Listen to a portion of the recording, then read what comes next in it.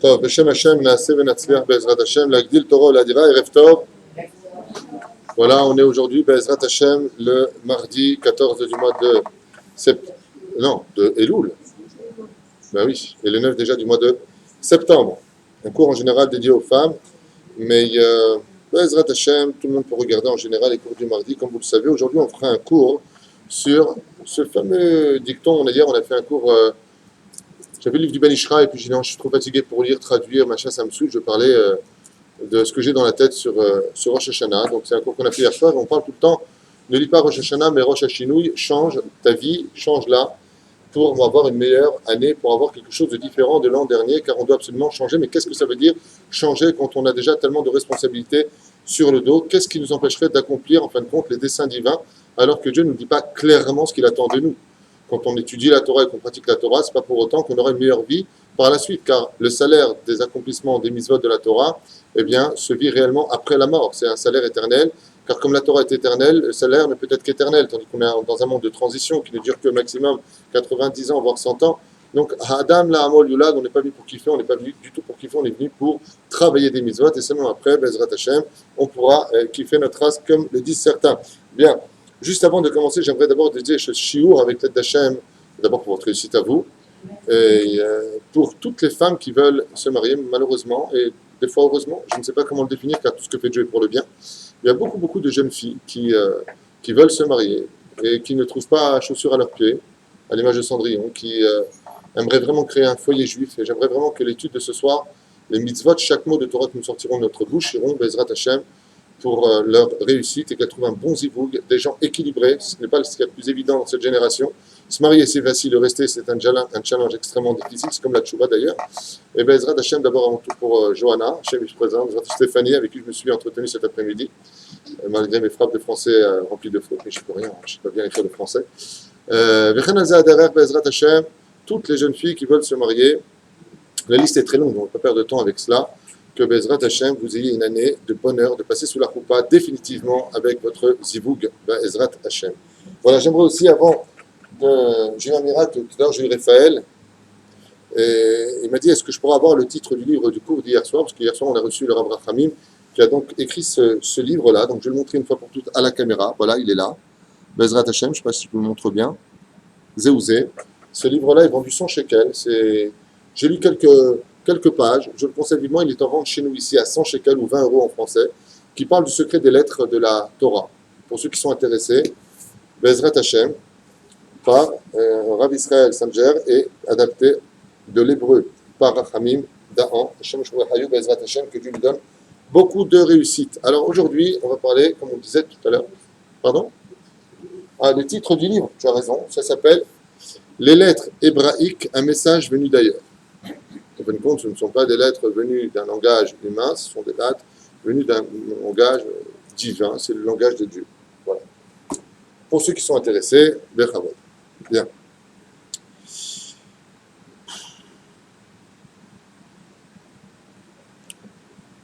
Tout à l'heure, je m'entretenais avec Sophie vis-à-vis de son patron, et on parlait comme ça un petit peu entre nous, et il est évident que quand on veut savoir, dans un corps de métier, ce que notre patron attend de nous, il est évident qu'on a intérêt à connaître notre patron. C'est-à-dire qu'on a intérêt à connaître qui est le personnage. Par exemple, les heures où on peut lui parler, les heures où on ne peut pas lui parler. Hein? J'aime bien, je fais ça, ils me font ça dans le tirage absolument. Ouais. Il faut connaître un petit peu, c'est pareil quand on est marié avec son mari, il faut préciser. Il faut savoir, enfin plutôt le contraire, un homme avec sa femme, il faut savoir quand est-ce qu'il peut, chérie, je peux te parler, non, comme ça, est-ce que je peux m'adresser à toi? Il faut connaître aussi ses enfants, quand ils sont occupés, on sait qu'ils sont sur une PlayStation, il ne va pas leur demander de mettre la table à ce moment-là, parce que le gosse, tu vas mettre ton portefeuille, il va te dire non, puis après tu vas l'engueuler, ouais, je suis ta mère, tu perds ton temps, des suites qui vont éclater. Il faut savoir analyser intelligemment les choses, mais pour cela, il faut connaître son mari, il faut connaître son patron, c'est-à-dire apprendre à savoir comment le prendre, comment on peut adhérer à lui. Il faut apprendre à connaître ses enfants et bien entendu sa belle-mère, il ne faut pas l'ignorer. Il faut apprendre à connaître la vie sociale dans laquelle on est. Quand tu viens dans un pays, comme les États-Unis par exemple, tu as intérêt à vite avant l'ulpan là-bas, chez eux d'apprendre américain, d'abord vite apprendre les lois, parce que là-bas ça rigole pas avec les lois. Sinon, tu es tout de suite wanted, hors la loi, $2000. On te recherche. Donc, quand on vient pour entrer dans Rosh Hashanah, il faut connaître Dieu pour savoir comment je peux arranger ce qu'il y a. Le problème, c'est que Dieu, il a 70 facettes. C'est-à-dire qu'on n'a pas un patron sur nous. Si vous allez voir, par exemple, quand je dis 70 facettes, je vais m'expliquer clairement. Vous allez aller voir les Lubavitch, que Dieu les bénisse. Comment est-ce qu'on travaille Dieu? Ah, ils vont te dire, tu sors dehors, tu mets le filet, le rabbi a dit. Très bien. Super. Tu vois, le Breslev, comment on travaille Dieu? Ouais, qu'est-ce qu'il y a? Faut être heureux. Super. Heureux, le mec, un jour, il était en train d'aller dans une menuiserie, il a ses jambes qui sont passées sous la scie, il sautait de joie, tu vois. C'est un jeu de mots. Mais ça veut dire que toute la mélacha, on vient te dire que si tu n'étudies pas le Likutei Moharan, toute ton étude, elle va manquer d'épices toute ta vie durant. Tu vas voir les Rav Kook, enfin, dis les élèves du Rav Kook, le Merkaz Arabe, le Machon Meir et d'autres établissements, ils vont te dire, tu veux travailler Dieu, faut faire l'armée. C'est bizarre, on a le même patron, et chacun va te définir le même patron, comme disant, mais pas du tout, c'est pas comme ça qu'il faut le prendre. Il faut s'installer dans le Shtahim, il faut aider pour la Aliyah, comme Shalom Var, Baruch Hashem, ramène des centaines de personnes grâce à Dieu, Béret Israël. Donc chacun, et bon, on ne va pas faire les Vijnis, on ne va pas faire les Belges, hein, vous avez compris qu'il n'y a pas 70 mouvements différents, il y en a des millions aujourd'hui, des mouvements différents. Il y a même des nouvelles sectes qui se sont créées, qu'on appelle les Babaou. Vous savez, des femmes qui s'habillent comme les musulmanes, comme ça, elles ont même mis une Magen David jaune ici. Style, je ne suis pas arabe, je suis juif. Hashem Ishmor Verachem. Quelqu'un a posé la question la semaine dernière, est-ce qu'on a le droit de s'habiller comme ça? Sachez que ça ne s'appelle pas des juifs, ça s'appelle des démons. C'est des Shindalet. Pourquoi? Pour une raison très simple. Il y a un sourd de la Torah qui dit Yohara, Mazé dit Yohara, on n'a pas vu la femme des plus grands rabbinim de toutes les générations s'habiller comme ça, ni Sarah n'est habillée comme ça. On a un remède sur Rivka qu'elle s'est couverte le visage parce que sa beauté est hors du commun. Donc si vraiment ces femmes qui se disent être plus juives que les juives sont belles comme si Rivka et Menou, chose qui n'existe pas, ceci étant dit, on pourra en reparler. Mais si la femme du Rav Ovadia Yosef, la rabbinite Margalit, sur laquelle aucune autre femme arrive à la cheville, à mon humble avis, ne portait pas ce genre de choses. La femme du rabbi de Lubavitch ne portait pas ce genre de choses. La femme du rabbi Yehuda Tzadka ne portait pas ce genre de choses. Et la liste est très longue. La femme du Rav Kook n'a jamais porté ce genre de choses. Pour qui vous prenez, vous, pour faire une chose pareille? Ce qui est dérangeant, c'est qu'on a toujours l'impression de ne jamais avoir atteint le but. Alors, si vous allez les voir, ces femmes-là, qu'est-ce qu'elles vont te dire? Comment? Je porte des gants, je porte des milliers de voiles sur mon corps, et c'est comme ça que je travaille Dieu, et tu vas me dire, je vais aller les voir, on te voit encore une nouvelle façon de travailler Dieu. Alors, quand on rentre dans Rosh Hashanah, entre nous, c'est vachement dur de travailler Dieu.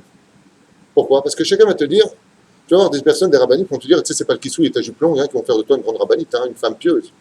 Ah oui, mais c'est marqué comme ça dans la Torah. Même si tu fais tout le temps attention à ce que tu rentres dans ta bouche, fais d'abord attention à ce que tu sors de ta bouche, le lachon hara. Mais en fin de compte, on a envie de t'en mais on ne peut pas travailler Dieu correctement, on ne peut pas savoir à qui on a affaire. Qui est Dieu? Comment? Dieu, qu'est-ce que tu attends de moi? Est-ce qu'il y aurait un Dieu pour chacun de nous?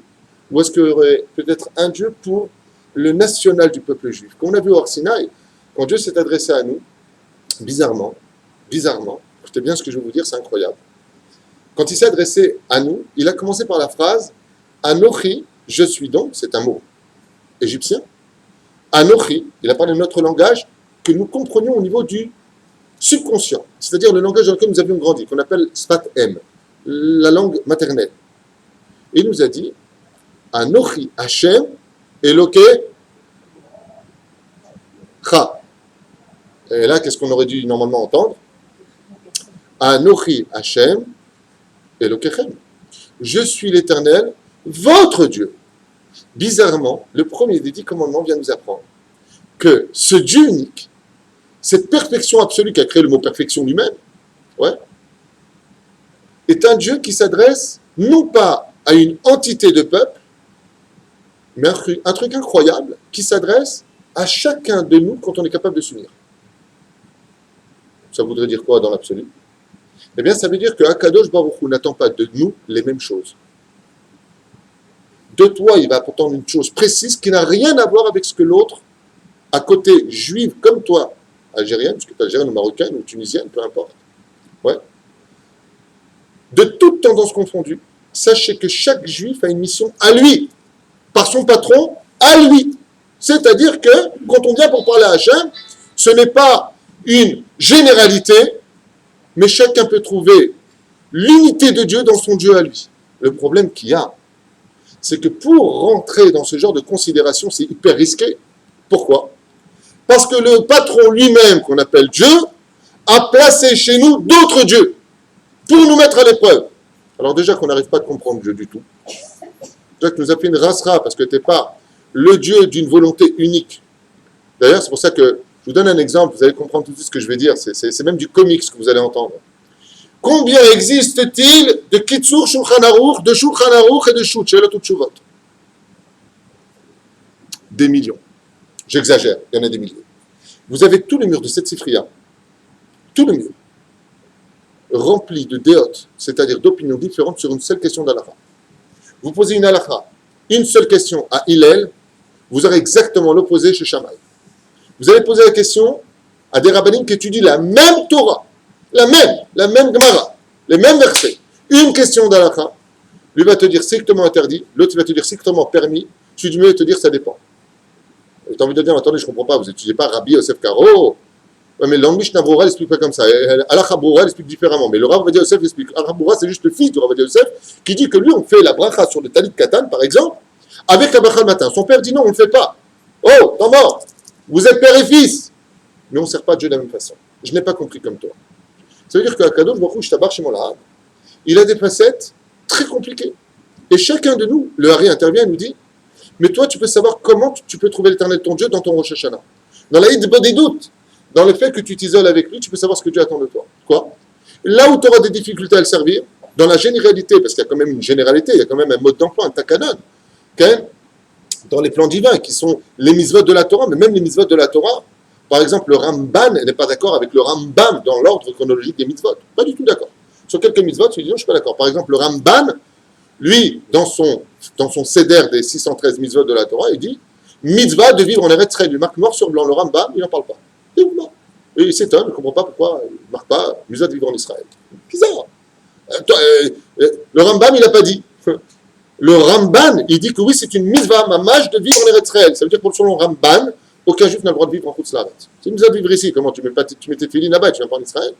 Le Rambam, il n'en parle pas. Le Rambam n'a pas compris que le patron, il voulait qu'on vienne en Israël. En tout cas, peut-être qu'il a compris ou pas compris. Ce qu'on sait, c'est qu'il a vécu en Égypte et qu'il ne le marque pas dans le livre des 613 mitzvot. Donc, comment est-ce qu'il a compris le patron? Bon, t'es là, t'es pas là. Il y a une marloquette dans la Gemara sur ce sujet. Je ne me prononce pas. Vient le Ramban, je sais pas avec le patron, il est clair, net et précis. Il faut vivre en Israël, c'est une mitzvah. Alors, quoi? Un patron et plusieurs déotes? Dieu est très compliqué parce que Dieu est infini. Nous sommes définis dans un monde de da'at, c'est-à-dire un monde de connaissance. Est-ce que la connaissance c'est bien dans l'absolu? Oui, mais à la condition où tout est à sa place. Mais quand tout est mélangé, à cause de la faute originelle, où Adam et Ève, ayant malheureusement désobéi à Kadosh Baruch Hu et consommé le fruit de la connaissance du bien et du mal, ont mélangé les deux mondes, et ce qui fait qu'aujourd'hui on est dans des mondes de conflits, aussi bien dans la vie active, dans l'étude de la Torah où ça hurle dans les yeshivot. Vous avez remarqué, dans quel collège, il a posé une petite question comme ça, avec le buzz. Dans quel collège on risquerait de ne rien entendre si vous rentrerez dans un collège où vous voyez plein de gens étudier, il n'y a pas un bruit? Tous les collélim qui apprennent à Kabbale, vous rentrez ici par exemple, la nuit ils apprennent à Kabbale, chacun dans son monde, personne ne parle. Et quand ils font des cours, c'est très... Enfin, j'ai vu de mes propres yeux le Rav Kadouri, à 2 ou 3 reprises, enseigner à la Vache Shalom, à ses élèves, le Etz Chaim. Livre de Kabbale écrit par Rabbi Chaim Vital au nom du Hari Akadosh. Il n'y avait pas un hurlement, chacun était en train d'écouter, chacun était en train de penser, d'analyser. Il n'y a pas une seule fois, il a dit oui, mais c'est pas comme ça qu'on peut l'expliquer. Tout est clair. Et pourquoi tout est clair? Parce que c'est le Etz Chaim. Le Etz Chaim, l'arbre de vie, le deuxième arbre qui se trouve dans le Gan Eden, lui, comme il est empreint de l'unité absolue de la volonté divine, du cachet de la volonté divine, il ne peut pas y avoir de marloquette. Mais nous, on est descendu dans un monde de transition, un monde de réparation, un monde de mensonges, un monde de clipotes, un monde où vivent d'autres choses autour de nous, qu'on appelle le kali, les clipotes, vous avez compris les chitsonim dans le langage de la Kabbale, qui vont nous tirer de droite et de gauche. On pense qu'on voit tout autour de nous et on ne voit rien. On pense qu'on a tout compris, on se rend compte que le temps nous prouve qu'on n'avait rien compris. On était persuadé que celui-là c'était notre mari de la sorte, on s'était complètement trompé. On s'était persuadé que notre enfant deviendrait certainement un rachat, d'un coup il est devenu rave dans une yeshiva. On ne comprend rien. Tout nous dépasse. Alors quand on arrive à Rosh Hashanah et qu'on nous dit Rosh Hashanah, on a envie de dire d'accord, mais qu'est-ce que tu veux chez moi? Ma interrotse, d'abord, on met une mirtab, tu vois là, j'attends de toi, ceci et cela, qu'est-ce qui se passe? Aga goim la osher haïm. La première chose que recherche un homme dans ce monde, la première chose, c'est le côté paisible de la vie. Une bonne femme, si c'est un homme, un bon mari, si c'est une femme, une bonne parnassa, une bonne santé, de bons enfants. Et c'est pourtant autour de nous ce que bien des gens aussi ont dans leur vie. Ils ont une bonne femme, ils ont de beaux enfants, ils ont une belle maison. J'allais à Los Angeles, je connais plein de gens qui ont des très très bonnes situations aussi, grâce à Dieu. Ils ont des épouses qui vont se faire les ongles tous les jours. Ouais. Ils ont des piscines en forme de guitare et de harpe. Ils ont des enfants qui s'appellent John, James, Sgan Fine. Il n'y en a pas un qui est heureux. D'extérieur, tu vois que du bonheur extérieur. Mais leur vie est exactement comme leur propre maison. Tout est du bois. Ça coûte 10 millions de dollars. Tu donnes un coup de poing dans le mur, tu traverses le mur. C'est du bois et de la chaux. Pourquoi? Pour les tremblements de terre, certes. Mais c'est que l'illusion. Les Chachamim nous ont dit, le vrai problème de notre challenge, sur lequel par contre toutes les opinions de tous les ouvriers, donc je parle de tous les mouvements qui existent dans le monde au service divin, ont reçu en tout cas un mot d'ordre. Il y a une chose qui est claire chez Dieu. Regardez ce que nous enseigne la Gemara. Dans Masechet Rosh Hashanah, on nous dit que le jour de Rosh Hashanah, Dieu, en image, prend une balance et toutes les mitzvot vont monter à droite et toutes les avérotes monteront à gauche. Si je vous disais, bizarrement, que l'on pourrait trouver des cas où une personne va être inscrite dans les livres de la vie et avoir une très belle année, tandis que le deuxième, qui était beaucoup plus religieux, beaucoup plus pratiquant et beaucoup plus mis en action, risquerait d'avoir à payer plus de dettes l'année qui arrivera que celui qui avait mal agi. Est-ce que c'est possible? Je m'explique clairement. Écoutez bien, c'est important. Imaginez que Shimon vienne, le jour de Rosh Hashanah, monte sur la balance, le maximum de misère qu'il a fait. Qu'est-ce qu'il veut dire Hachem? Il veut qu'on le craigne. D'accord. Oma Hachem, Elokecha, Shemima, il le craint. Super. Maintenant, Shimon, il fait Shabbat. Il met les tefilin. Il est shomer nida. Il mange kasher, chalak le malbrin min me'adrin. Il porte des tzitzit. Il est shomer brit mila. Il garde ses yeux. Pourquoi? Le mec, c'est une bombe atomique au niveau du Mizot. Quand il monte le jour de Rosh Hashanah sur la balance, il est évident qu'à nos yeux, qu'est-ce qu'on croirait? Qu'étant donné qu'il a si peu d'avérotes, mais tellement de misvot, la balance irait dans ce sens. Pas du tout. Cet homme-là, dans les cieux, peut être même jusqu'à être puni pour les misvot qu'il a fait. Hein? T'es mort? T'es ouf de dire un truc pareil, en plus à la télévision? Ouais. C'est pour ça qu'on n'a pas la Géoula tous les Rosh Hashanah. On ne va pas se Rosh Hashanah parce qu'on n'a pas compris un message, qui est le seul message, en tout cas, qui réunit toutes les tendances, alors qu'on a parlé du patron qu'on ne connaît pas. Pourquoi on ne le connaît pas? Parce que si tu vas voir, j'ai parlé une fois avec un mec d'une tendance quelconque, je ne vais pas donner la tendance, ça ne sert à rien. Je dis, tu sais que le rab un tel d'une autre tendance, il me dit Azov. Azov, vas-y Azov,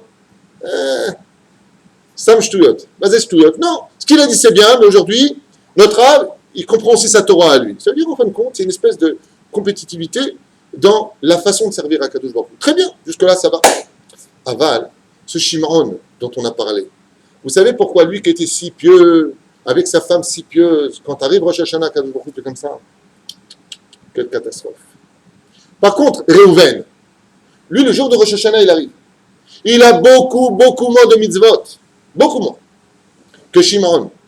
Et par contre, la balance chez lui, elle fait ça. Boum! Plutôt boum. Il a beaucoup plus de srout que d'averot. Comment c'est possible? Ce n'est pas la quantité des mitzvot qui montent sur la balance qui donneront le poids sur la balance. Mais le message essentiel de toute la Torah, à la poursuite du bonheur, c'est le message qui réunit toutes les tendances, il n'y en a qu'un. Lequel, vous savez? Ivdu et Hashem besimcha, bou lefanav birnana. Mais c'est bou lefanav birnana. Ivdu et Hashem besimcha, ça veut dire travailler Dieu dans la joie. Ouais. Écoutez bien. Bou lefanav, venez devant lui. Quel jour on vient devant lui? Par Shanit Savim, qu'on va bientôt faire, qui est toujours à la veille de Rosh Hashanah.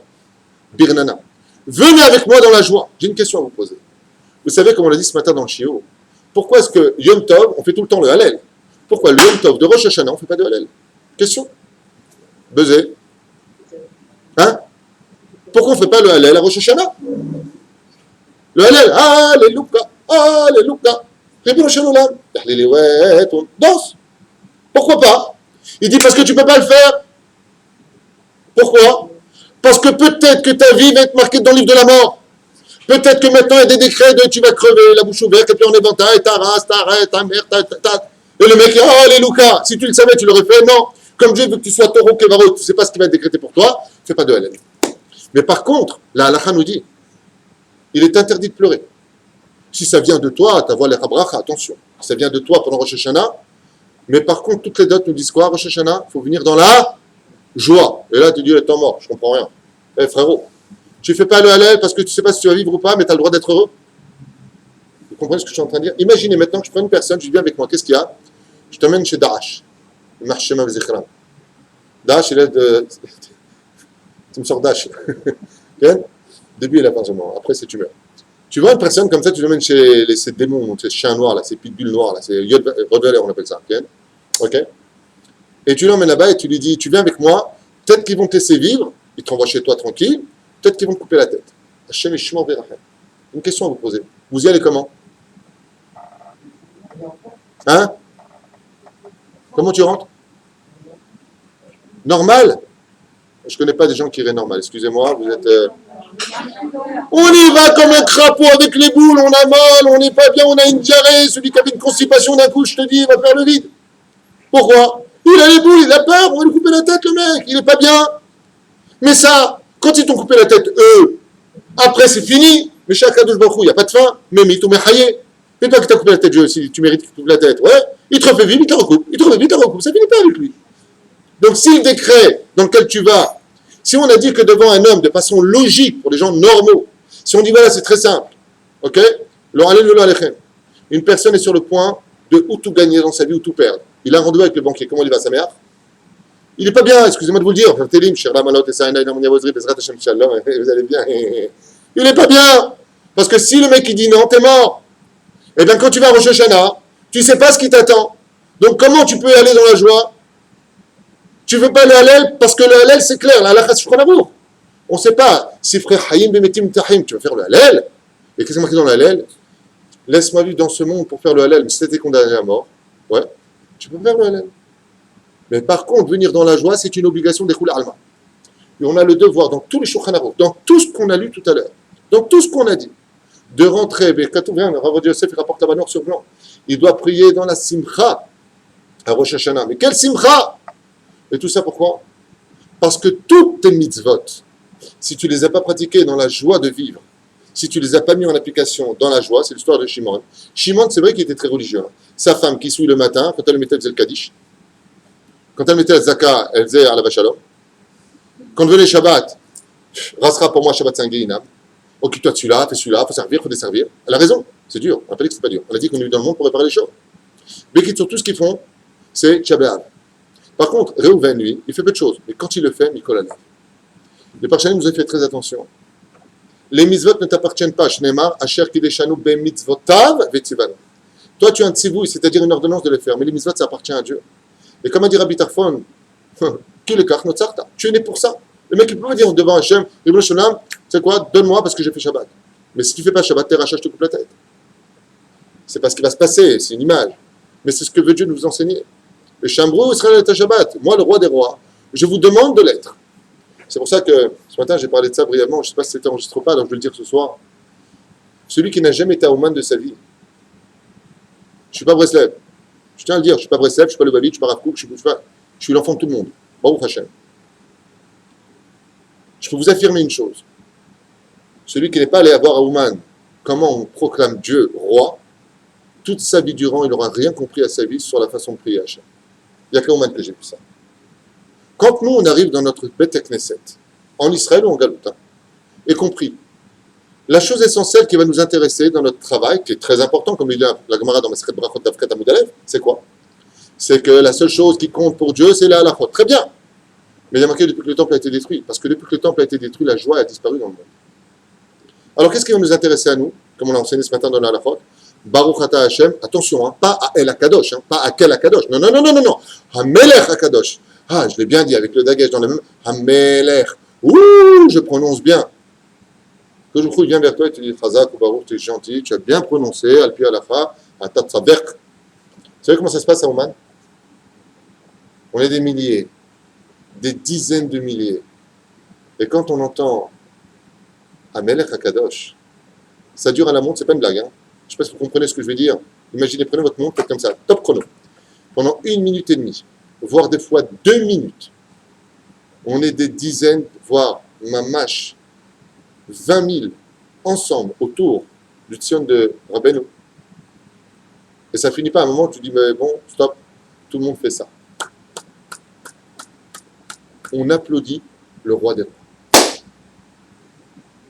Rabbeinu a dit, si tu viens sur ma tombe à Rosh Hashanah, n'oublie pas un détail, tu n'as pas le droit de venir avec la moindre tristesse. Parce que moi, je vais t'enlever ce qui va te rendre triste. Et c'est quoi qui rend triste l'homme? La vérité qu'il a fait. Rabbeinu dit, tu viens chez moi, je te répare. Donc, si je te répare, tu vas retrouver automatiquement la joie de vivre. Viens chez moi. Rabbeinu, qu'est-ce qu'il fait? Il t'apprend à comprendre qu'au-delà de la halakha et des mots et de la prononciation, il y a une dimension beaucoup plus grande qui te fera passer une superbe année. Vous savez c'est laquelle? Celle de travailler Béhémet Hachem dans la joie. Seulement, comme j'ai dit ce matin, faites très attention. Je fais une petite parenthèse dans l'histoire. Vous savez qu'il y a des gens qui pleurent à Kippour, comme les crocodiles. Ce matin, j'ai dit faites très attention. Dans les larmes, vous devez analyser si c'est votre Yetzerara ou votre Yetzerara qui parle. Parce que le Yetzerara, des fois, il te fait pleurer pour faire croire que ouais, tu as été le copain de Dieu, mais après, je recommence. Moi, je pense, Mikan, que même dans les larmes, il faut faire attention. Et dans la joie, il faut faire attention. Qui est celui qui te met à l'épreuve? Est-ce que c'est vraiment Hachem? Ou est-ce que, comme c'est marqué, je vous enverrai des faux prophètes pour vous mettre à l'épreuve? Pour voir si vraiment quoi, à la fin, vous, pas me respectez, vous m'aimez. C'est marqué dans la Torah. Est-ce que vous m'aimez vraiment? Il dit à Kadosh Baruch Hu. Et étant donné que le contact que nous allons avoir à Rosh Hashanah avec le roi des rois est un contact à 2 dimensions, Avinu Malkenu, Im Kevadim, Im Ka'avadim, est-ce qu'on vient vers toi comme un fils vers son père, ou est-ce qu'on vient vers toi comme un serviteur devant son roi? Dans les 2 cas de figure, que ce soit le fils ou le roi, il y a une chose qui est certaine, c'est que le père est le roi. Des 2. La reine, il nous dit ici, les Chachamim, fais attention à Rosh Hashanah. Parce que le tikkun personnalisé de toute ton histoire et de toute ton année, c'est le même langage pour une fois pour tout le monde. Ce n'est plus le H, Anochi Hashem Elokecha. Ce n'est pas à Dieu, à toi qui s'adresse. Mais il s'adresse à quelque chose qui comprend toutes les tendances. Vous allez voir le Rabbi de Babil, je lui dis, qu'est-ce que Dieu attend de toi? Qu'est-ce qu'il va te dire? La joie de vivre. La joie de l'accomplissement des mitzvot. Le Rabbi, quand il venait faire un cours de Torah, j'ai vu ça dans plusieurs vidéos. Tu vois comment il faisait? Il ne faisait pas comme ça. Moi, je croyais qu'il avait mal aux dents. Arrête. Alors, quelqu'un, il danse. Tu vas voir, Baruch Hashem, j'ai étudié plusieurs années en Yeshivat Rav Kook. Là-bas, à chaque fois que quelqu'un était triste, il y avait à l'époque le Rav Abraham Shabbat, il venait s'asseoir près de lui, il redonnait le sourire. Et comment tu vas en Yeshiva, Baruch Hashem, c'est sa mère? C'est quoi le judaïsme? C'est quoi servir Hashem? C'est la simcha. Même si tu ne vas pas dire le Hallel à Rosh Hashanah, tu as intérêt à passer tes 48 heures, comment? Sourire. Parce que tout ce que tu viens réparer, de toutes les souffrances de ce que tu as vécu, c'est marqué noir sur blanc dans la Torah. Car tout ce que l'Éternel, ton Dieu, a apporté comme malheur sur toi, vient d'une seule et unique chose. Il n'y a pas marqué 2 choses, il n'y a pas de marloquette. Tahat, en dessous. Lo avatem et Hashem elokechem besimcha. Veveti alecha, j'ai apporté tous ces malheurs, toutes ces malédictions que tu as eues, ce n'est que pour une seule chose. Parce que tu n'as pas travaillé l'Éternel, ton Dieu, dans la joie. Donc, qu'est-ce qui fait le summum de la fête de Rosh Hashanah? La simcha, réparer la simcha. On a posé la question au Ben Ishraï, regardez toutes les tendances. Dans son commentaire sur Shir HaShirim, Ben Ishraï écrit comme ça. Écoutez bien comme c'est beau, la parole d'un des plus grands maîtres du judaïsme contemporain, ceci étant dit, du siècle dernier, certes, 19e siècle. Mais regardez bien. Regardez bien. Le Ben Ishraï tout dit, dans le monde de l'obscurité dans lequel nous avons été lancés, qu'on a besoin des Mouna, puisqu'on vit dans le monde de l'obscurité aujourd'hui, on n'a pas la clarté du roi HaKodesh ou Bichal de la prophétie, on vit dans un monde obscur. On a besoin de torches pour marcher. Et ces torches s'appellent comment? Comment on dit le mot en hébreu? Lumière, or. Hier soir j'en ai parlé. Combien de fois il y a le mot or dans la Torah au début de la création du monde? 5 fois contre les 5 livres de la Torah. Vayehi, or. Vayehi, or. Vayehi, or. Et pourquoi c'est marqué? Pardon? Le 25 du mois de Elul, tu allumes 5 bougies par rapport à ces 5 fois or du cours d'hier soir. Oui, d'accord. C'est comme ça qu'on sait les Mikoubanim. 5 jours avant Rosh Hashanah, tu allumes 5 bougies. Voilà. Tu peux tous les jours, c'est mieux. Tu peux une fois par jour. Le 25 du mois, le monde a été créé le 25. C'est le jour anniversaire de la création du monde. 5 bougies pour. Mais vous avez remarqué qu'il est marqué Vayehi or dans la Torah. Vayehi, c'est positif ou négatif? Ve'aya, c'est positif. Vayehi, c'est quoi? c'est négatif. Ça veut dire, et il fut lumière, mais il fut dans le mauvais sens. Comme ça disait Chachamim. Vayihi en vayihi ela bilshon tsa'ar. Il n'y a pas de vayihi si ce n'est que dans le shon tsa'ar. Donc quand Dieu a créé le monde et qu'il a vu à l'avance ceux qui allaient s'éloigner de la lumière de Dieu, qu'est-ce qu'il a fait Hachem? Il a pris cette lumière, ces 5 lumières dont on parle, qui sont le Or Haganouz, et il les a cachées. Donc qu'est-ce qui a été engendré avant la lumière? Le vayihi qui veut dire le malheur, la tristesse. Vayihi représente la tristesse car le nom de Dieu est mis à l'envers, pas comme le Vaya. C'est misé. Vayihi, or, ne lis pas, vayihi, il fut lumière. Mais quand c'est vayihi dans ta vie, il faut mettre de la lumière, dit le Ben Ishraï. Ça veut dire que seule la lumière te permettra de savoir où tu mets tes pieds dans l'obscurité. Imaginez un homme qui marche dans un couloir, on ne voit rien. Comment il avance avec le sourire? Non. Il a peur de trébucher, de heurter, il ne sait pas où il va dans la vie, il est perdu. Temps mort, ça ne va pas dans ma vie. Je ne sais pas quelle direction prendre. J'ai essayé la Torah, ça ne marche pas. J'ai essayé le Mont Trilonie, ça ne marche pas. J'ai essayé les boîtes de nuit, Saturday Night Fever, ça ne marche pas non plus. Alors quoi? C'est quoi le chemin? Je veux quoi? Dans la terre? Qu'est-ce qu'il veut Dieu? Que je meure? Si tu me dis Dieu simplement ce que tu attends de moi, alors je vais comprendre. Rosh Hashanah est là pour remettre les pendules à l'heure toute l'année. Ce que tu feras pendant ces 48 heures aura des répercussions toute l'année. Donc sois principalement heureux à Rosh Hashanah. Sois Sameach. Shana Tova, Techatmul Sefer Chaim Tovim, prie pour les autres à Rosh Hashanah. Montre un côté justement que toi tu peux apporter aux autres et non pas constamment Have de Have. Qu'est-ce que moi j'attends d'Hachem? La reine Bisiata d'Ishmaïa, le Ben Ishraï nous dit, j'adore le Ben Ishraï. J'ai étudié pendant des années, je kiffe ma race, extraordinaire ce rêve. Rabbi Yosef Chaim, il dit, c'est pour ça que le monde ne peut exister que par rapport à la lumière de la Torah. En étudiant la Torah, tu y arriveras. Et là, on a envie de dire, excuse-moi, mais je connais plein de gens qui étudient la Torah. D'ailleurs, je m'excuse de le dire, mais il n'y a pas un plus grand chilul Hashem qu'un religieux pratiquant qui n'a pas compris ce que dit Ben Ishraï. Tu vois, un religieux qui rentre comme ça va? Bon, tu veux une pièce? Ezrat Hashem. C'est un chilul Hashem. Il est mal habillé? C'est un chilul Hashem. Elle a fait tchouva, c'était une bombe atomique. Elle a fait tchouva maintenant, ça y est. Sac de pommes de terre. T'es un chilul Hashem. Si tu étais belle avant Chiloni, tu dois être 2 fois plus belle maintenant que tu es religieuse. Pas pour plaire aux hommes, hein, Shalom, pour être un kiddush Hashem. Parce que si tu t'es laissé aller dans ce monde-là, c'est que tu n'es pas heureuse. Parce qu'une femme, ce qui est certain chez elle, c'est que sa beauté à elle lui parle. Elle est née pour 2 choses, la matérialité et sa beauté. C'est important pour elle d'être belle. Bah, attention, quand on parle de beauté, qu'on se comprenne bien, pas une femme qui, regardez comme je suis belle, non, on parle de Torah réelle, comme la Torah l'a précisé. Pourquoi la Torah a besoin de nous dire constamment que Sarah était belle, Rivka était belle, Rachel était belle, ma femme était belle, tout le monde est belle? Pourquoi? Parce que dans le monde de la Torah, la beauté doit absolument accompagner la spiritualité. Zechovaliot. D'ailleurs, qu'est-ce qui peut toucher le plus une femme quand son mari lui dit que c'était moche? On dirait ta mère. Oh, alors là, elle va te mettre du sel dans le café. T'es mort. Mais quand un mari, ouais, quand un mari, il apporte, Baruch Hashem, au lieu d'apporter des fleurs avec des ronces, il apporte un regard à sa femme, il lui dit, Baruch Hashem, ma femme, comme tu es belle. Bon, c'est vraiment les très très moches qui disent pas ça, mais qui disent, Baruch Hashem, comme tu me plais, quoi, parce qu'elle veut dire, moi je demande encore. La reine des Hashem. Quand tu vois sa femme, dit, maman, comme tu es belle. Elle dit rien, peut-être la femme fait rien. La cuisine est contente, un petit plat comme ça, un petit poisson sympathique. La maman dit, il y a femme. Une petite fille, quand elle est née, quand elle fait petite fille, comme t'es belle, tu te bien une fois plus soir. Pourquoi? La femme a besoin de ça, comme ça, c'est pas moi qui l'écris. C'est les Chachamim qui disent, la femme a besoin d'être belle. Ouais. Tu vois quoi je ressens, on dirait une conseillère d'hygiène, comme ça, avec mon petit souille, on dirait que j'ai plus de cheveux. Il n'y a pas plus de cheveux. Et donc, avec le petit souille, non, des fois, il y a des jvilim sur la femme, c'est des terrains libres. Bekitso. La reine, c'est Ata d'Ishmaïa, et même des femmes ont plus chez le coiffeur, les cheveux blancs en dessous, noir, blanc, noir, c'est plus toi. Elles s'en fichent. Pourquoi? Parce qu'elles ont le kissouille, de toute façon, qui me regarde avec mon mari, elles ont compris au contraire. Toi, tu dois te trouver belle. Quand tu lèves ton kissouille dans ta chambre, tu dois te trouver belle, mais ce sera ta chaîne. Et vous savez pourquoi c'est important pour une femme d'être belle? Parce que si sa joie passe par les compliments de son mari, des compliments de son mari, de sa beauté à elle, Ken, et du monde matériel, d'avoir une belle maison, si sa joie c'est ça, il faut lui donner. Pourquoi? Parce que c'est ce qui lui donnera de la joie. Tant que ça ne contredira pas la halakha, il faut lui donner. Un homme a l'obligation de dire à sa femme, ah, t'es B.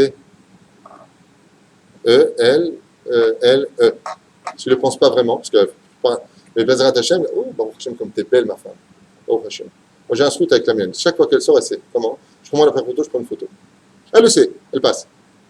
Bezrat Hashem. C'est vrai ou faux? Elle a compris le message. Ça veut dire que t'es bête. Si je ne sens pas, ça veut dire que j'ai pas aimé ta robe. C'est clair. Je dis rien. Elle a compris. Ouais, photo. Après, je lui envoie. Je dis, t'es où, t'es belle? Je t'abbarre chez moi là. Quelle coupe, regarde. Là, j'ai que ça à faire que de prendre des photos. C'est vrai ou c'est faux? C'est la vérité. Chaque fois sur le vendredi, avec une nouvelle robe, attends, bouge pas. Je prends la photo. Bon, c'est pas ce que je fais après la photo. Je la mets dans le mur, je fais au flash. Avec le méchané. Qui caronne, je t'abbarre chez mon là. La femme, elle a besoin de son monde de vie. Le Ben Ishraï nous dit, c'est pas marqué tu dois étudier la Torah, c'est marqué tu dois étudier. Il y a un mot avant le mot Torah. Hamisha. La Torah nous dit Hamisha Chumshe Torah. Maran Ben Ishraï te dit, mais c'est Hamisha. Ne lis pas le mot Hamisha, mais Hamisha, si tu inverses les lettres, c'est du mot Simcha. La lumière de la Torah ne te servira à te sortir de tes problèmes que quand tu feras ce qu'on te demande dans la joie. Alors donc, si le challenge de notre vie à Rosh Hashanah pour changer notre année, c'est d'être dans la joie, c'est que la plus grande mitzvah de toute la Torah, c'est la joie. Donc, comme c'est la plus grande, une mouche, elle va rentrer dans un verre vide ou un verre où il y a du miel? Là où il y a du miel. Bonne réponse. Là où il y a du miel. Machma que tous les événements qui viennent chez nous sont là pour nous empêcher d'être dans la joie. Et voilà pourquoi il y a tous les problèmes. C'est-à-dire qu'il ne faut pas se laisser briser, même si c'est dur, même si on parle de vie et de mort, même si on parle de problèmes d'argent, même si on parle de la perte d'un enfant. Comme Abraham Avinu, comment il a pris son fils? Besimcha. Vayashkem Abraham baboker. Les Parchanim, il a dit, Abraham, toute la nuit, il n'a pas dormi. Pas parce qu'il allait tuer son fils. Non. Il n'a pas dormi parce qu'il attendait impatiemment d'accomplir la volonté d'Hachem. Mais pour cela, il avait compris une chose. Il ne pourra jamais comprendre Dieu. La preuve en est. Il prend ton fils, emmène-le, tue-le. On lit quand ça, cette histoire? À Rosh Hashanah, vous avez compris. D'accord? Je vous donne à Kedat Yitzhak. Dieu lui dit, ne le tue pas. Moi, j'aurais été Abraham. Oh, alors là. Dis-moi, là, voilà, c'est bon les vacances. Tu fais quoi? Tu joues avec mon fils, ma vie, je quitte ma femme pendant tout ce temps-là, je travaille un peu. Tu t'ennuies? On appelle ça Dieu, tu sais même pas ce que tu veux, tu m'envoies pour me dire non? Hein? Ça ressemble au style, va voir la cuisine si j'y suis. Bah, t'es là. Va, sacrifie ton fils. Et Dieu dit, non, mais c'est bon, c'est pas la peine. Abraham, on ne le voit même pas réagir. Il a dit à son fils, bon, ben Dieu, il a changé d'avis, viens, allez. Viens, mon fils, 37 ans, il passe, on va rentrer du boulot. Super héros, il rentre avec ça. Hein. Et qui c'est qui meurt? Sarah. Maintenant, Sarah, elle meurt. Oh, petit malin. Oh, petit malin. Tu m'as laissé mon fils, tu m'en fais ma femme. Qu'est-ce qu'il fait Abraham? Il va y avoir Abraham, l'espoir de Sarah. Belif Kota, un petit caf. Il est venu pleurer sa femme, mais un tout petit caf. Chazal dit, pourquoi un petit caf? Il ne faut pas trop pleurer. Pourquoi? Parce que ce que Dieu fait ne doit pas t'enlever ta joie de vivre. Ne perds pas ta joie, parce que toute cette épreuve de Sarah, c'était pour qui? Vayavo Abraham, l'ispod les Sarah. Sarah, elle est morte. Comment est accueillie, elle? Aux journaux, la joie, elle kiffe, c'est bon, elle est bien aidée. Mais pourquoi elle était l'épreuve pour ceux qui restent? Abraham Avinu, qu'est-ce qu'il a fait? Sarah. Je sais que ce que fait Hachem, Bemet Zachito, mais il y a une chose qu'on ne me volera pas, c'est ma joie de vivre. Donc, ni la mort, ni la pauvreté, ni la maladie ne demandent une seule chose. Comme a écrit Rabbeinu Nachman du Breslev, il dit 50% de toutes les maladies de ce monde se guérissent essentiellement par quoi? La joie de vivre. Vous vous rendez compte que un truc de fou. Récemment aux États-Unis, et mis en pratique en Europe et aujourd'hui en Israël, ils se sont rendus compte qu'il existe un médicament qui est capable de tuer les microbes plus rapidement que n'importe quel médicament. Et c'est devenu un métier. C'est des organismes qui existent. Vous savez comment ça s'appelle? Les clowns hospitaliers. Ce sont des gens qui s'habillent en clown, qui rentrent et qui font rire les malades. Vous n'allez pas me croire. Ils guérissent. Ils guérissent. Le Ben Ishraï te dit, Torah, si elle n'est pas empreinte du mot Hamisha avant, comme ça il marque dans Shirachirim. Okay? Il dit, si tu étudies la Torah, que tu n'as pas de joie, ta Torah ne sert à rien. C'est une torche qui n'a pas de pile. Tu as une torche pour voir dans l'obscurité. Mais quand tu appuies dessus, tu crois que tu as de la Torah, tu ne vois rien dans ta vie. Parce que ta tête, c'est une tombe. Ton cœur, c'est une tombe. Alors c'est vrai qu'on est frappé de souffrance. C'est vrai qu'on a chacun notre lot, et si chacun devait passer en privé, dans un rendez-vous privé, les mecs, la vérité, pourraient écrire des livres sur le nombre de cahiers à remplir, de tout ce qu'ils ont vécu au niveau des parents qui ne sont pas occupés d'eux, un père qui n'a jamais embrassé, l'autre qui s'est marié, qui est divorcé, l'autre qui est rentré chez lui, il a été trompé par sa femme, l'autre, la maladie, il a perdu ses dents, maintenant il a une dent contre le médecin.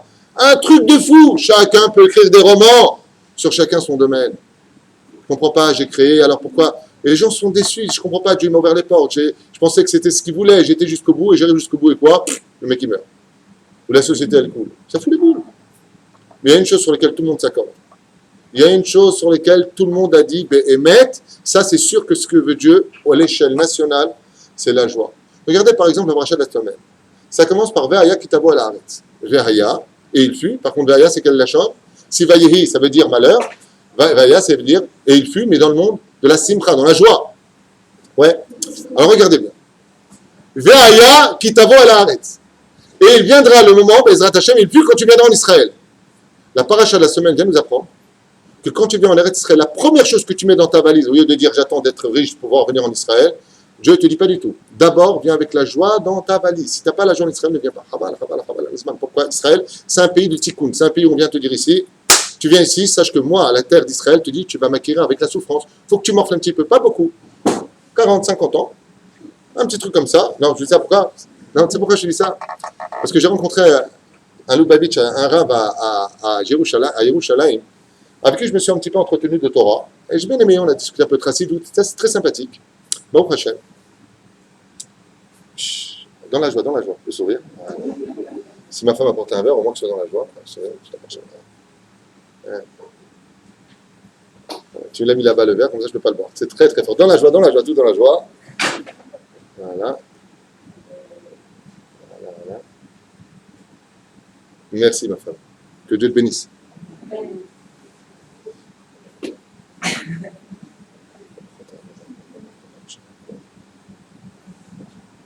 Je n'ai pas dit la bracha à voix haute pour pas que vous répondiez Amen, parce que si les gens vont retransférer ce cours, ils diront Amen, ils n'ont pas le droit. Donc je préfère la faire à voix basse. Voilà.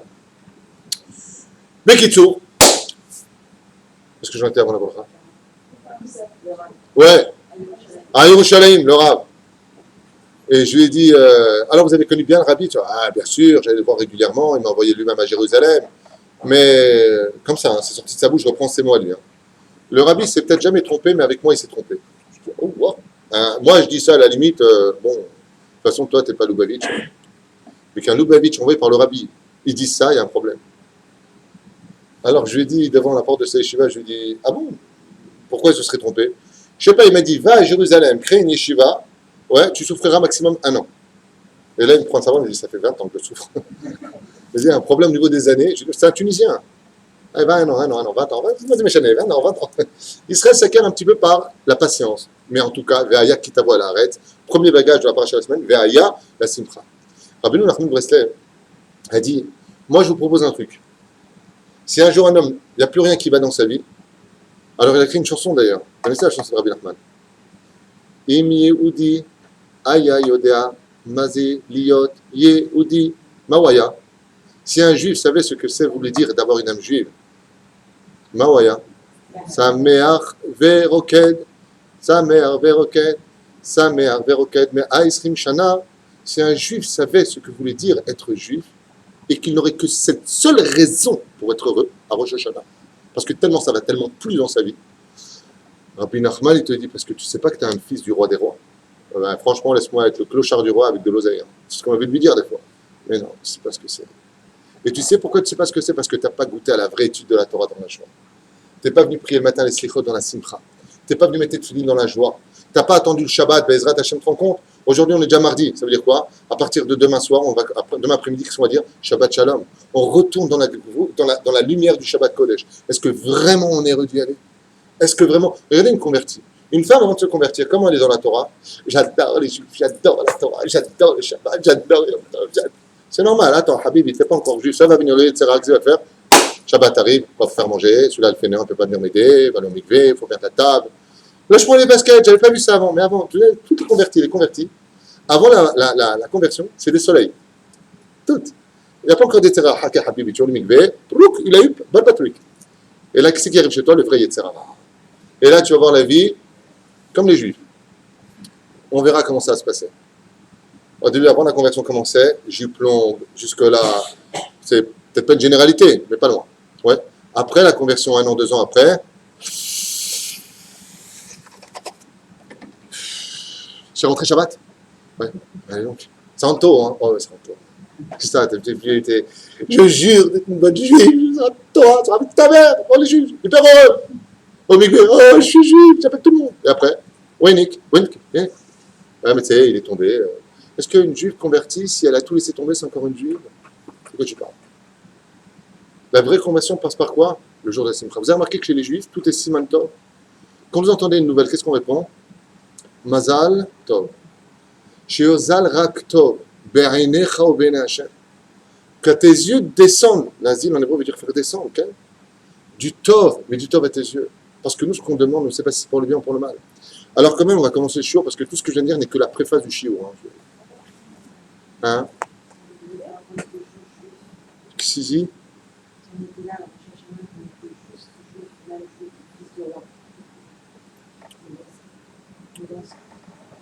Si on était là à Rosh Hashanah et qu'on était juste juif, fils de roi, ouais. Ben, sa mère Véroquel, mais à Esrim Shana, tu danserais pendant 120 ans de ta vie.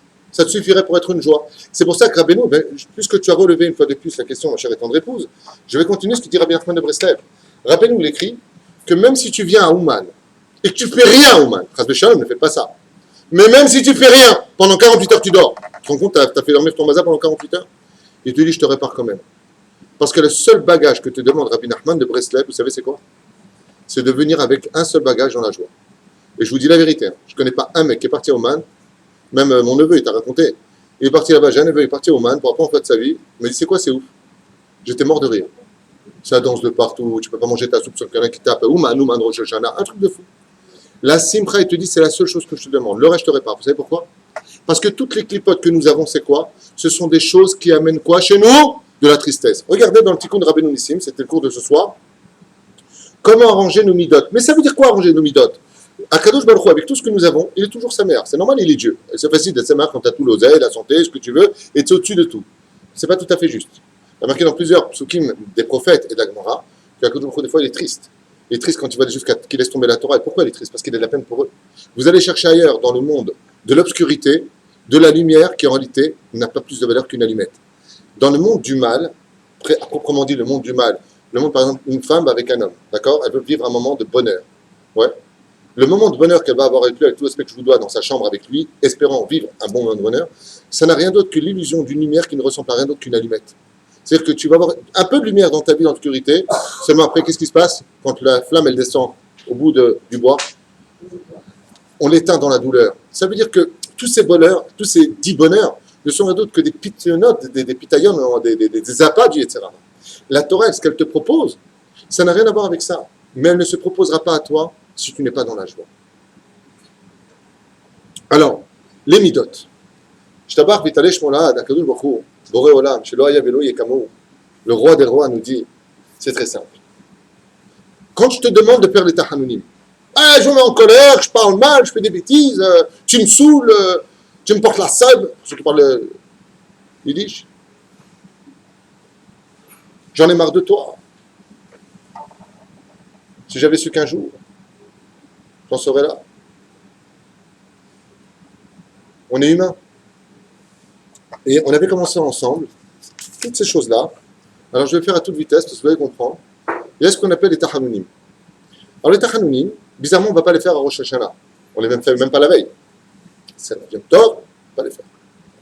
Mais à Rosh Hashanah, le jour du jugement, tu te fais juger, qu'est-ce que tu dois dire à Dieu? Pardon, normalement. Le jour le plus évident, quand tu te fais juger devant le juge, ouais. À quel moment tu dois venir demander pardon? Au moment du jugement. Le bon jeune homme, Mechila, j'ai déliré, fais-moi un bon mishpat. Voilà, je suis dans Rosh Hashanah, maintenant je vais te juger. Qu'est-ce que tu me parles de la tristesse? Ça veut dire que les fautes sont appelées quoi dans la Torah? Dans la Kabbale, c'est quoi les fautes? C'est de la tristesse, il n'y a pas de tristesse qui rentre à Rosh Hashanah. Donc tu ne peux pas dire Khatati. Si vous avez compris ça, vous devriez exposer les mochim. Qu'est-ce qu'une faute? Une conséquence de tristesse. Un truc de fou. Vous allez comprendre pourquoi on ne les fait pas avant. Les mains d'Avardomé, à quoi ça ressemble? Un jour, Miskin en Pologne, les Cosaques, en Russie, avaient fermé tout un village juif et ils ne pouvaient absolument pas sortir. Et pour aller chercher de la nourriture, qu'est-ce qu'ils ont fait? Ils ont dit voilà, il y a une maladie dans notre village, de juifs quand même, et chaque fois qu'il y a des morts, ils amènent le typhus, la méningie, toutes sortes de maladies. Donc, vous ne voulez pas l'extermination de toute cette grande ville juive? Laissez-nous au moins enterrer nos morts loin de nous pour qu'on puisse. Il n'y a pas de problème. Seulement, voilà. Pour faire sortir la personne qui devait aller négocier la nourriture, ils l'ont mis dans un cercueil et ils sont tous sortis devant les Cosaques, devant le Marsom, des morts en français. Le barrage, merci bien. Devant le barrage. Et le chef des Cosaques, quand il les a vus passer, il leur a dit arrêtez-vous. Il dit mais pourquoi juste avant, il y a eu un enterrement, vous avez laissé passer, pourquoi vous nous arrêtez? Posez le cercueil. Si je prends mon épée maintenant que je transperce, vous êtes d'accord? Il est mort, vous n'avez rien à faire. Non, vous savez, chez nous, il ne faut pas toucher un mort, chas v'shalom, car l'âme ressent tout. Il dit, moi, si je vous fais un pari que la personne qui est dedans, elle est vivante, alors ils ont baissé la tête. Le chef de Cosaque a ouvert le cercueil, il y avait quelqu'un qui était dedans vivant. Il les a regardés, il leur a dit, vous êtes vraiment des idiots. Mais comment vous avez fait pour savoir? 3 cercueils sont passés devant nous, devant vous, et vous n'avez rien dit. Pourquoi? Il dit, parce qu'eux, ils pleuraient tous. Vous, quand vous avez emmené votre cercueil, il n'y en a pas un de vous qui a pleuré. Donc pour moi, c'était un signe qu'il n'y avait pas de mort à l'intérieur. Il dit, Bidiou Kotodava, avant Rosh Hashanah, quand tu passes les Avérotes, qui sont le cercueil de la vie d'un homme, qui sont là pour le rendre triste, c'est ça qui rend triste l'homme. Pleure maintenant. Épure-les. Quand vient Rosh Hashanah, c'est d'un Triat Amitim. Regarde le cours d'hier, il continue le cours de ce soir. Hier, j'expliquais que toute l'histoire de Rosh Hashanah, c'était l'histoire de Triat Amitim, la résurrection des morts. C'est exactement ce que l'on doit vivre. Quand une personne, d'ailleurs, j'ai encore eu un coup de téléphone qui m'a fait rire. La personne m'a dit, ah, tu en ce moment, ça va pas du tout. Je lui ai dit, écoute, ne me casse pas les pieds. Je lui ai dit, c'est Rosh Hashanah. Matin, Medaber.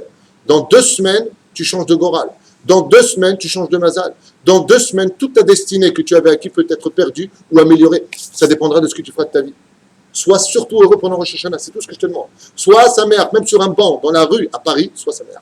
Pourquoi? Parce que de ce banc à la rue, partout où tu seras, tu peux passer dans un fauteuil en cuir. C'est possible, anglais, j'aime bien, ils sont plein de trous comme ça partout. Vézéou. Combien tu dois être sa mère? Donc le Yetzirah, qu'est-ce qu'il va faire? Il va absolument tout faire pour qu'on soit triste toute l'année. Et comment le Yetzirah arrive à nous faire tomber? Et voilà ce qui a marqué. Vous êtes prêts? Nous avons ici tout un seder. Anna Hashem.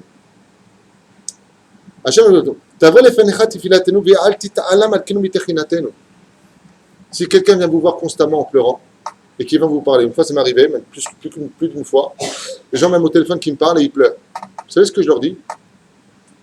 Respire 3 fois de suite ou rappelle-moi plus tard parce que je ne comprends rien à ce que tu racontes.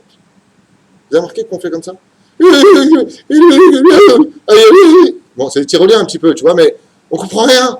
Il pleure. Juste ce qu'on sait, c'est qu'il est triste. Il pleure, le mec. Ok.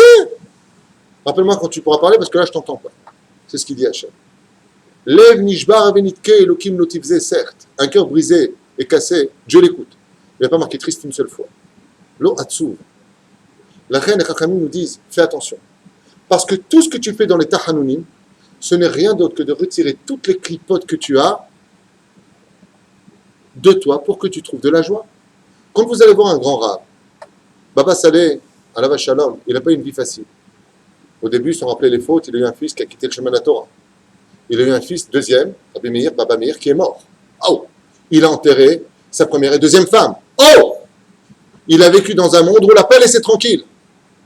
Chaque fois qu'on venait voir Baba Saleh, Alav Shalom, il avait le sourire d'une oreille à l'autre.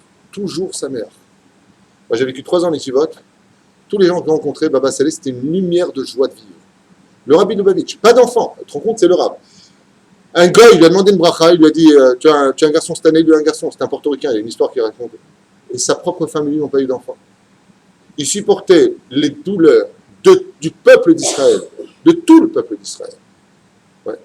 D'ailleurs, vous connaissez l'histoire du Rabbi Lubavitch, une petite parenthèse. Une vraie histoire qui s'est passée.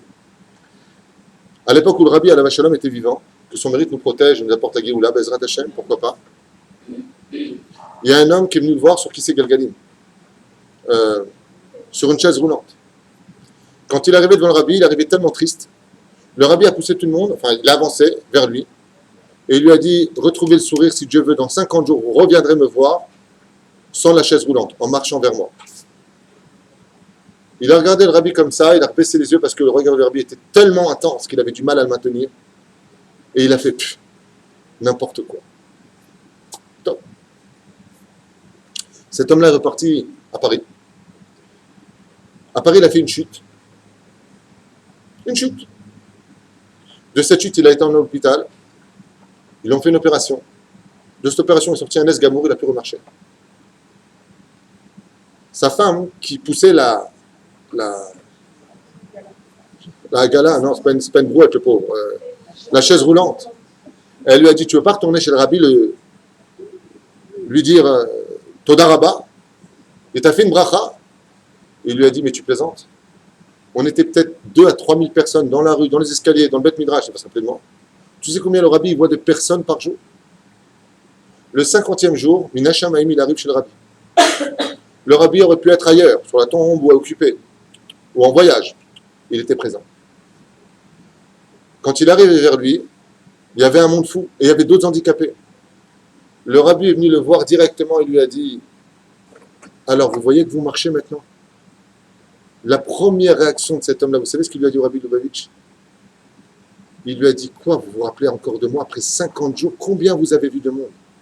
Et le rabbi, avec un grand regard, il lui a dit, comment je pourrais oublier une personne pour qui je prie depuis 50 jours? Ça fait 50 jours que je prie pour que vous guérissiez. Comment est-ce qu'un homme comme lui, qui voit des milliers de personnes, il a la force? Et quand tu vas le voir, comment il fait le rabbi Lubavitch? Vous savez pourquoi on n'a pas vu ses dents? Quand il sourit, parce qu'il n'en avait pas. Moi, je perds mes dents, je deviens fou. Comment ça? Très bien. Pas très bien. Pas bien. Les dents, c'est le dernier de ses soucis. Il n'avait pas eu d'enfant. Ça ne l'a jamais arrêté dans sa joie. Rabbi Israël, Alav Shalom de Sarcelles, tous les malheurs du monde sur sa tête. Toutes les maladies se sont attaquées à lui. Tout. J'ai des amis, dont un qui s'appelle James, qui a été un Ben Baït chez lui, comme un fils chez lui. Il m'a dit, je ne l'ai jamais vu de toute ma vie autrement que comme ça. Le mec, il est sur fauteuil roulant, il étudie la Torah dans des conditions terribles. Tout ce qu'il a, il le donne. Le Rav Pinkus. J'ai entendu parler du Rav Pinkus à côté de Nitivot, il y a Ofakim. Le Rav Pinkus était un homme qui vivait très humblement. À l'époque où il avait fait ça, il a pu acheter, Baruch Hashem, acquérir une grande maison, un grand 5-6 pièces. Un jour, un couple vient le voir. Ils veulent divorcer. Pourquoi? La femme estime qu'elle a trop d'enfants, la maison, 3 pièces, trop petite, elle ne peut plus comme ça, elle ne veut pas de la bracha du Rav Pinkus, elle veut divorcer. Le Rav Pinkus, il dit à sa femme, ne bougez pas un instant, chérie, tu peux venir un instant. Il vient à sa femme et dit, regarde, nos enfants sont mariés, ça te dérange si on vit nous dans un 3 pièces? Elle lui dit, ce que tu veux, mon mari, ce que toi tu veux. Il dit, voilà, moi j'ai un 6 pièces, prenez mon appartement, donnez-moi le vôtre. Je ne sais pas si vous comprenez de quoi je parle. La femme du Rav Benson, non, du Rav Ezra Atia, le maître des centimètres, le maître des maîtres, le Rosh Yeshiva Porat Yosef qui a créé tous les grands rabbins qu'on connaissait sur terre, le Rav Ezra Atia, vous savez où il vivait, lui? Il vivait dans une pièce, vous savez, comme c'est mes hacharim, les trottoirs, que si t'es gros, tu tombes. Non, faites très attention à mes hacharim, c'est tellement petit, et t'as les bus qui passent. C'est-à-dire, si t'as le malheur d'être... tu te prends un bus dans le bras. Elle m'a fait. Les hacharim. Même hacharim. C'est très tsniut à mes hacharim, pas parce que les hommes ne peuvent pas marcher à côté des femmes, tu ne peux pas marcher à côté de ta femme. C'est l'un derrière l'autre. c'est petit canard. T'en as un qui marche devant, tous les autres qui suivent. Une petite trottoir comme ça, là. T'as un truc, là où il y a Galia, tu veux marcher sur le trottoir, mais t'es mort. En plus, ils te font du vélo là-bas. C'est vrai? Voilà, mais j'aime pas. La femme du Rav Ezra Atia, elle vivait dans une pièce en dessous de la terre. Vous savez, c'est une espèce de pièces que l'on fait comme des caves, et il y avait juste en haut une petite fenêtre. C'est tout.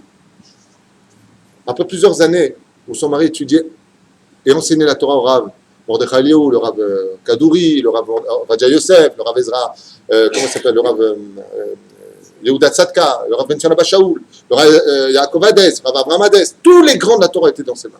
C'est lui qui les a tous formés. Tous. Sa femme, elle lui a dit un jour, je peux te parler? Elle lui a dit, alors? Il lui a dit, regarde, ça fait des années qu'on vit dans cette pièce. Ça fait des années que j'ai mal à la tête. Pourquoi? Parce que le bruit des...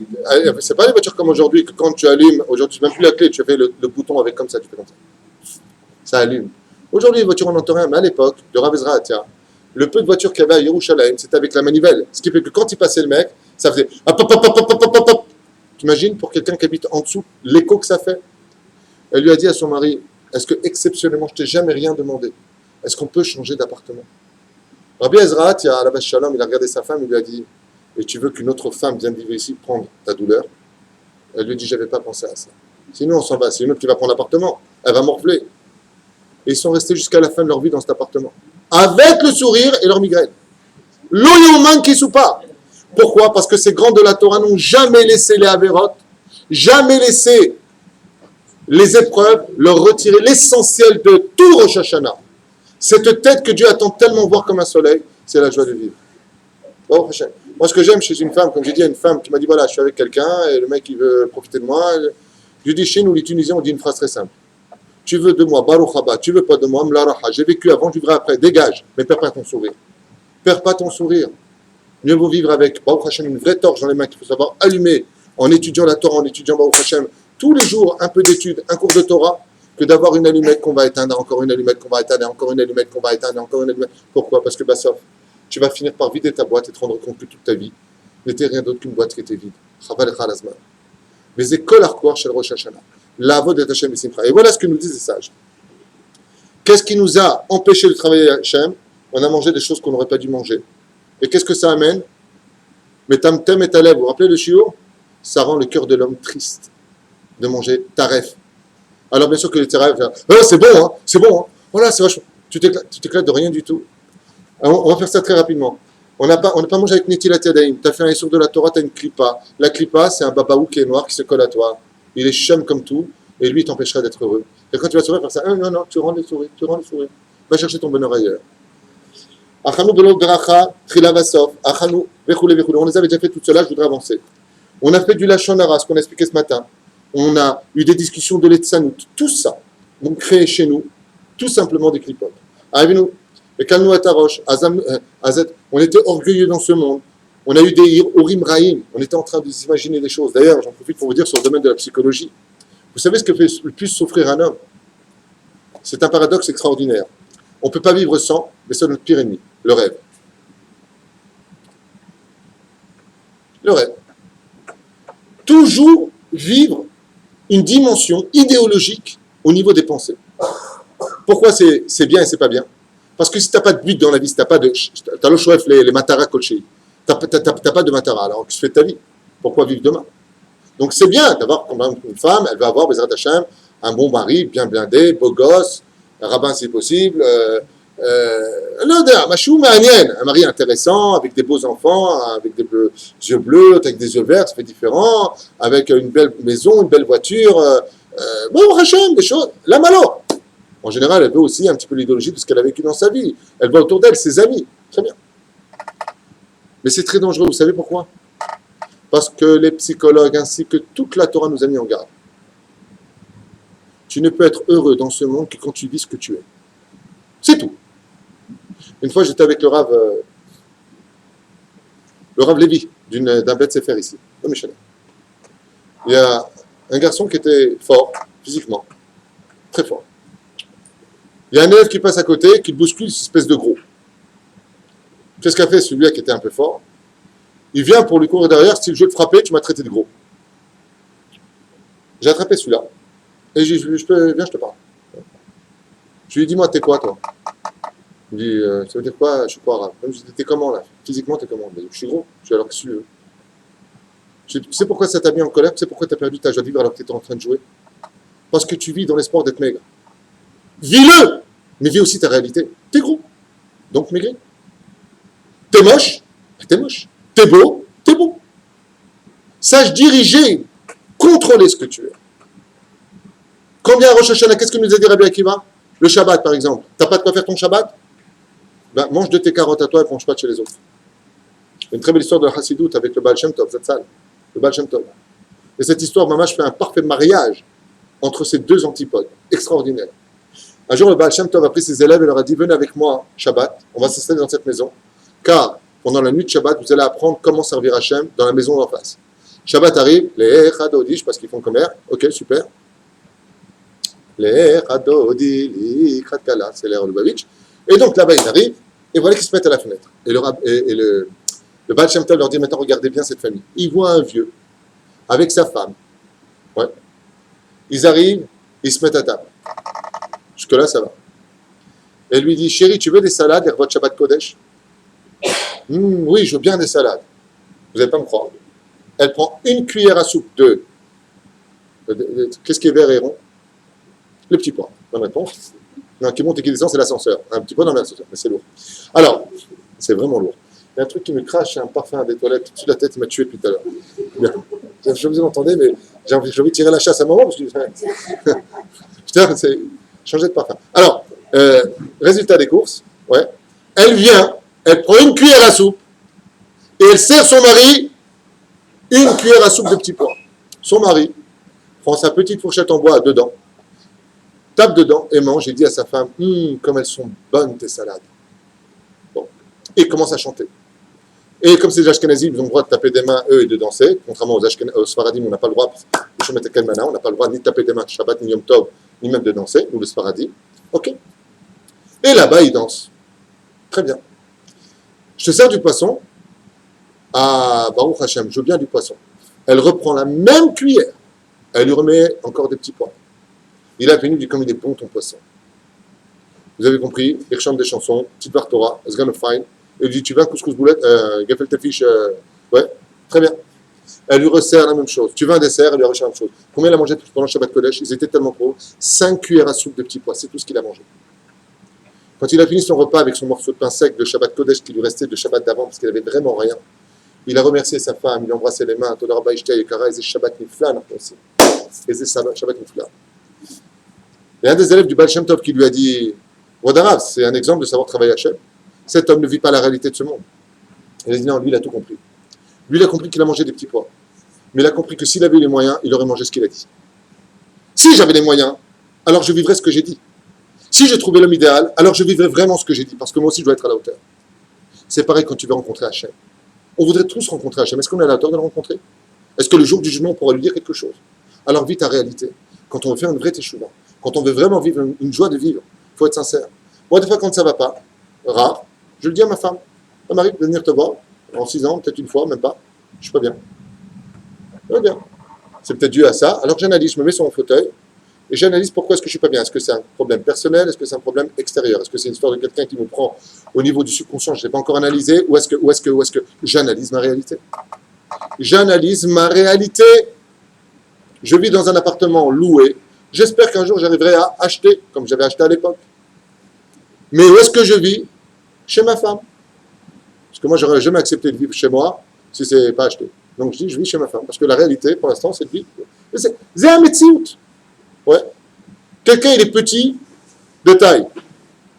Il s'énerve. Pourquoi? Il n'arrive pas à prendre la boîte de conserve en haut. Et il s'énerve. Oh. Pourquoi tu t'énerves? T'es petit. Prends ta bourrée. Bon, même ça, j'arrive pas dans la vie. Mais t'es bête ou quoi? T'as pas la taille. Verim Shutim Rabotai. Rabotai, des choses qui sont tellement simples. J'ai souvent expliqué cet exemple-là qui fait très mal. Un homme a 12 shekels dans les poches. Et il s'arrête à une vitrine de restaurant où là-bas le steak, comme le Marais à New York, c'est $90 le steak, l'entrecôte. Bon, ils t'ont mis la moitié du bœuf hein, dedans. C'est une belle entrecôte quand même, hein, c'est vrai. Ouais. Et il regarde. Il souffre ou il ne souffre pas? Pourquoi il souffre? Et pourquoi il ne le fait pas? Quelqu'un d'intelligent, il ne s'arrête pas. J'ai 12 shekels. Par contre, il passe devant un fait la fête, 10 shekels la mana. Qu'est-ce qu'il fait? Il s'arrête et il achète. Vis ce que tu es. Apprends à t'analyser pour trouver ton bonheur à l'intérieur. Sache que tu n'es jamais seul. Mais surtout, retire toutes ces clipotes. Arrête ton lachonara. Parce que tous les conseils des tahanounim que nous faisons toute la journée, en parlant de la haine gratuite des uns vis-à-vis des autres, en parlant des mitzvot, parce que n'oubliez pas un détail, il y a 2 choses qui rendent triste un homme. Comme on le dit tous les soirs, Ashkivenu Avenu le Shalom, Ve'amidonu Haim Tovim Shalom, dans la prière du soir. Qu'est-ce qu'on dit? Le Satan se trouve devant nous et derrière nous. Devant nous, vous savez c'est quoi? Dans le monde des mitzvot. Fais des mitzvot, comment? Dans la tristesse. Tout dans la rasra, tout dans la rasra, tout dans la rasra. Ça fait descendre vers le Guéhinam. De l'autre côté quoi? Fais des avérotes, fais des avérotes, fais des avérotes. Ça c'est l'autre côté. Alors ça fait quoi? Ça fait que dans les 2 mondes, quand tu es dans la Torah ou que tu n'es pas dans la Torah, tu es tout le temps triste. Jamais content de rien. Jamais content de rien.